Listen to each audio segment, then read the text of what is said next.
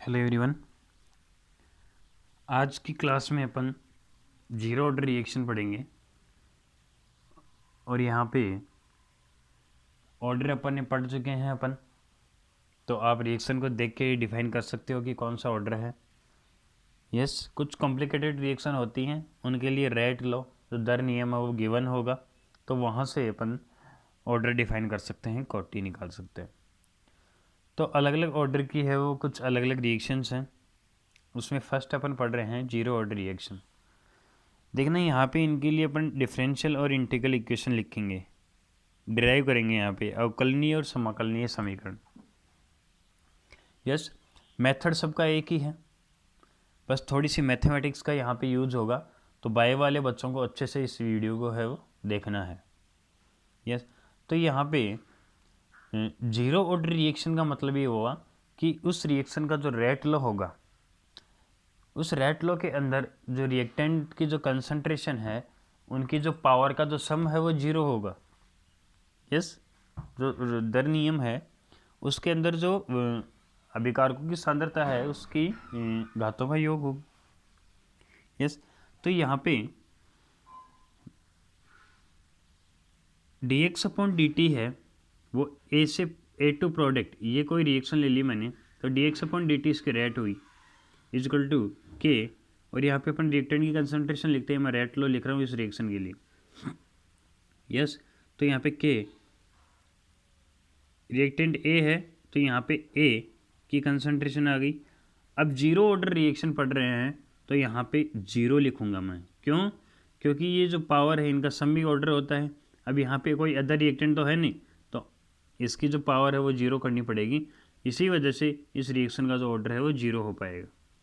Yes, तो यहाँ पे लिखा हुआ है the rate is proportional to the zeroth power of the concentration of the reactant. Reactant की जीरोथ पावर के प्रपोर्शनल होगी रेट।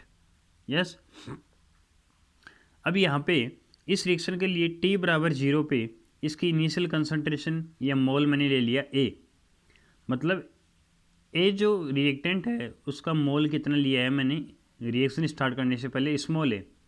यस, जैसे ही रिएक्शन स्टार्ट हुई तो ए है वो किस में कन्वर्ट होगा, प्रोडक्ट में, मतलब ए का कुछ पार्ट ब्रेक होके किस में चला जाएगा, प्रोडक्ट में। तो मैंने बोल दिया कि ए का है वो एक्स पार्ट ब्रेक हो गया, तो ए माइनस एक्स रिमेनिंग पार्ट हो गया कि एट टाइम टी, चाहे वो 5 मिनट हो चाहे 10 मिनट हो, यस, टी टाइम बाद में इस ए की जो रिमेनिंग कंसंट्रेशन है, बची हुई कंसंट्रेशन है वो कितनी है, ए माइनस एक्स। ए इनिशियल कंसंट्रेशन थी, एक्स टूट के चला गया, तो ए माइनस एक्स इसकी रिमेनिंग कंसंट्रेशन हो गई। यस, तो जो इनिशियल कंसंट्रेशन है उसको ए बोला है मैंने, और इसको सी नॉट या सी जीरो भी बोल सकते हैं। सी का मतलब कंसंट्रेशन, जीरो मतलब टी इजकल टू जीरो पे, और ये जो सी टी है ये क्या है, एट टाइम टी पे कंसंट्रेशन है। क्लियर है? तो यहाँ पे देखो D X upon D T is equal to, अगर एनी वन कोई भी डिजिट होती है उसकी अगर पावर जीरो होती है तो वैल्यू वन होती है, तो यहाँ पे मल्टीप्लाई में वन, तो मतलब के आ गया। यस, अब यहाँ पे मैंने क्या किया, डी एक्स और डी टी इधर आ गया के इंटू डी टी, ये इसकी डिफरेंशियल इक्वेशन है, ये इसकी अवकलनीय समीकरण है। अब मुझे क्या करना है, एक्स और टी में रिलेशन बनाना है, तो मैं क्या करूँगा कि दोनों का दोनों तरफ इंटीग्रेशन कर दूंगा, समाकलन कर दूंगा।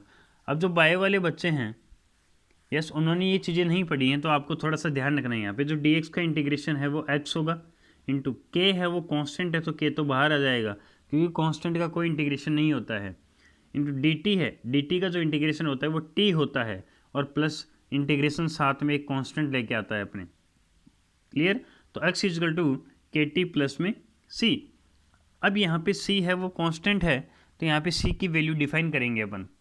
यस, तो आपने देखा होगा कि t बराबर जीरो, टी बराबर जीरो पे x भी जीरो था, वो कहाँ से पता चला, यहाँ से। कैसे? t बराबर जीरो पे जो रिएक्टेंट है उसका जो इनिशियल कंसंट्रेशन है वो a ही है, मतलब यहाँ पे t बराबर जीरो पे कोई भी पार्ट इसका ब्रेक नहीं हुआ है। अगर कोई भी पार्ट ब्रेक नहीं हुआ तो मैं x जीरो रखूँगा। यस, जो जीरो रखूँगा तो क्या बचेगा, a ही बचेगा।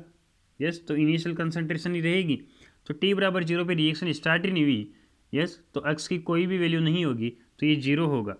यस, तो यहाँ पे t बराबर 0 पे x 0 होगा। ये दोनों वैल्यू इसके अंदर पुट करूँगा, तो यहाँ पे t की जगह 0 पुट किया और x की जगह 0, तो c की वैल्यू आपको क्या मिल गई, c की वैल्यू यहाँ से आपको मिल गई 0। ठीक है, तो c की वैल्यू 0 पुट करोगे तो x इक्वल टू क्या आ गया, kt। ये इसकी इंटीग्रल इक्वेशन आ गई। यस, अब जो x है उसको क्या लिख सकते हो, c0 माइनस ct। ये कैसे लिखा आपने, यहाँ देखो इनिशियल कंसंट्रेशन को आपने लिखा c0, जो टाइम t पे कंसंट्रेशन है उसको क्या लिखा आपने a माइनस एक्स। तो यहाँ से इस a की जगह क्या लिख दिया आपने c0, तो ct इजकल टू a की जगह c0 माइनस एक्स, तो x की वैल्यू निकालोगे तो क्या आ जाएगा c0 और ये ct इधर आगे माइनस का हो जाएगा। यस, ये इनिशियल कंसंट्रेशन है c0 और ये ct एट टाइम t पे कंसंट्रेशन है, इस वजह से मैंने इसको c0 माइनस ct लिखा इजकल टू kt। अब यहाँ पे देखो x और t के अंदर ग्राफ बना रहा है, x और t के अंदर ग्राफ बनाएगा तो क्या हो जाएगा, ये स्ट्रेट लाइन आएगी जिसका स्लोप क्या होगा k, क्योंकि ये x तो क्या है y एक्सिस पे है इजकल टू ये जो t है वो क्या है x एक्सिस पे है। तो यहाँ पे आपने एक इक्वेशन पढ़ी होगी y is equal to M X plus C, तो c तो यहाँ पे 0 है। यस, ये तो 0 हो गया, तो यहाँ पे y इजकल टू क्या हो गया एम एक्स, मतलब एक स्ट्रेट लाइन का ग्राफ, एक सरल रेखा का समीकरण होगा जिसका जो स्लोप है वो क्या होगा, ये स्लोप होता है m, वो किसके इक्वल है k के इक्वल है, तो स्ट्रेट लाइन बन जाएगा। क्लियर है। यस, ये इसकी इंटीग्रल इक्वेशन हो गई। अब यहाँ पे आता है कि सभी रिएक्शंस के लिए अपन हाफ लाइफ टाइम पीरियड पढ़ते हैं। हाफ लाइफ टाइम पीरियड का मतलब क्या हुआ कि यहाँ पे अपन ये देखते हैं कि t बराबर 0 पे जो a था उसकी इनिशियल कंसंट्रेशन a थी।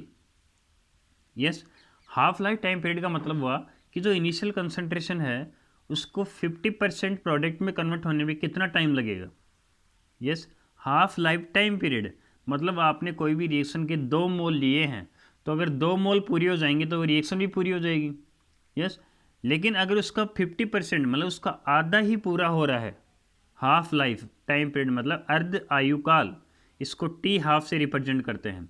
ठीक है, इसका मतलब हुआ कि कोई भी रिएक्शन है उसको हाफ कंप्लीट होने में कितना टाइम लगेगा, उसको आधी पूरी होने में कितना टाइम लगेगा। यस, उसी टाइम को हाफ लाइफ टाइम पीरियड बोलेंगे। क्लियर है। जैसे 2 मोल रिएक्शन है, 2 मोल लेके मैंने रिएक्शन स्टार्ट कर रहा हूँ, तो अगर उसका 1 मोल कन्वर्ट हो गया तो बचा कितना 1 मोल, मतलब उसका आधा पूरा होने में जो टाइम लगेगा वही उसका अर्धायुकाल होगा, हाफ लाइफ टाइम पीरियड होगा। तो the time taken in which the concentration of a reactant is reduced to 1/2 of its initial concentration. देखना बहुत सिंपल है, the time taken in which the concentration of a reactant is reduce मतलब कम हो रहा है, कितना 1/2 का मतलब 1/2 आधा ऑफ इट्स इनिशियल कंसंट्रेशन, उसकी प्रारंभिक सांद्रता की आधी सांद्रता होने में जितना समय लगेगा उसको अर्धायुकाल बोलेंगे या हाफ लाइफ टाइम पीरियड बोलेंगे। क्लियर है। अब यहाँ पे आप क्या लिखते थे, यहाँ पे आप लिखते थे इनिशियल कंसंट्रेशन ए थी और टाइम टी पे कितना था a माइनस एक्स। अगर मैं ये बोलूँ इसका अर्धायुकाल निकालना है मुझे, मतलब x कितना हो गया, आधा ब्रेक हो जाएगा, मतलब इनिशियल कंसंट्रेशन का हाफ, तो इनिशियल a है तो a का आधा मतलब a/2। अरे ये सीधा समझ में आता है कि a है तो आधा होगा, कन्वर्ट होगा तो a/2 कन्वर्ट हो गया, तो रिमेनिंग कितना होगा, रिमेनिंग भी a/2 होगा। यस, तो x की जगह मैं क्या पुट कर दूंगा a/2, क्योंकि आधा कन्वर्ट हो रहा है। यस, तो x की जगह मैं पुट कर दूंगा a/2 इनिशियल कंसंट्रेशन। जैसे यहाँ पे 2 होता तो 2/2 मतलब 1 होता, 3 होता तो x की जगह रखता 3/2। समझ में आ गई बात। इस वजह से मैं x की जगह क्या पुट करूँगा a/2। यस, इनिशियल कंसंट्रेशन का आधा और t की जगह t हाफ, और जो x is equal to kt equation थी उसमें पुट करना है। x की जगह आपने पुट किया a/2 is equal to k, t की जगह आपने क्या रखा t हाफ का मतलब half life time period.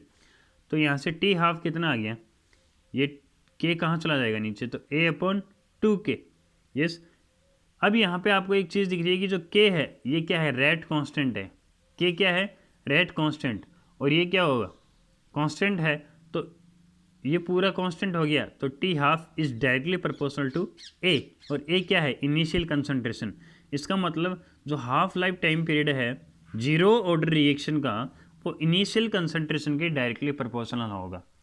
Yes yes, initial concentration का मैंने बोल दिया डायरेक्टली प्रोपोर्शनल, ए को सी नोट भी लिख सकते हैं। तो half life time period of zero order reaction is directly proportional to its initial concentration. अर्धवायुकल प्रारंभिक सांद्रता के समानुपाती होता है। तो ये वही स्ट्रेट लाइन हो गया, डायरेक्टली प्रोपोर्शनल है तो। यस यस, इस पर एक प्रॉब्लम सॉल्व करते हैं। देखो, a zero order reaction B to product, the half life time period of B is 5 minute, so what is time B is 75 convert into product. मतलब एक जीरो ऑर्डर रिएक्शन है जिसका हाफ लाइफ टाइम पीरियड अर्धवायुकाल है वो 5 minute दिया हुआ है आपको। सो व्हाट इज टाइम, मतलब बी को 75% कन्वर्ट हो 75% प्रोडक्ट में कन्वर्ट होने में कितना टाइम लगेगा। यस, तो ये देखना आपको टी हाफ गिवन है 5 मिनट, ठीक है। अब बी 75% कन्वर्ट हो रहा है, तो अगर मैं इनिशियल कंसंट्रेशन 100 मानता हूँ, तो एट ए टाइम टी पे जो बी की कंसंट्रेशन होगी वो कितनी होगी, 75% कन्वर्ट हो रहा है, मतलब बचा कितना, 25%।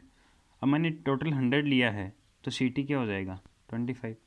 भाई 5 मिनट बाद में सी टी, मतलब ये टी टाइम दिया हुआ है 5 मिनट, तो इस टाइम पे 25% रिमेनिंग कंसंट्रेशन होगी। ये तो 5 मिनट है, ये 50% पे दिया हुआ है, लेकिन अगर ये 75% कंप्लीट हो रहा है तो वहाँ पे आपको टाइम निकालना है। ये तो यहाँ पे क्या लिखेंगे अपन, C0 minus C T is equal to K T. अब आपके पास में C0 भी है, सी टी भी है, के नहीं है, तो इसके लिए हाफ लाइफ आपको दिया हुआ है टी हाफ ए अपॉन 2 के। तो के कितना हो जाएगा, ए अपॉन 2 टी हाफ, तो के क्या हो जाएगा, ए कितना लिया आपने 100 माना है, 2 टी हाफ कितना है 5, तो यहाँ से के कितना हो जाएगा 10। यस, के आ गया 10, तो इनिशियल कंसंट्रेशन है 100 माइनस टी टाइम पे 75% कन्वर्ट हो गया, तो रिमेनिंग कंसंट्रेशन कितनी होगी 25 इजकल टू के कितना है 10 इंटू टी, तो 75 इजकल टू 10 इंटू टी, तो यहाँ से टी कितना आ जाएगा 7.5 मिनट। यस, और यहाँ से अपने को ये सही है, क्यों, क्योंकि 50% half life time period 50% convert होने 5 मिनट ले रहा है, तो 75% में तो ज़्यादा ही लेगा ना उससे, तो यहाँ से आंसर आ गया टी 7.5। यस, यहाँ पे आपको एक चीज़ ध्यान रखनी है, अगर परसेंट में दे देता है तो आपको इनिशियल कंसंट 100 माननी है, और सी टी क्या है, सी टी मैंने पीछे बताया है इसी वीडियो में, सी टी क्या होता है ए माइनस एक्स, मतलब वहाँ रिमेनिंग कंसंट्रेशन 75% तो कन्वर्ट हो गया, तो रिमेनिंग कितना होगा 25, तो सी टी क्या होगा 25। यस, तो इस चीज़ का यहाँ पे ध्यान रखना है, और बहुत ही सिंपल न्यूमेरिकल बनते हैं यहाँ से। Okay, thank you.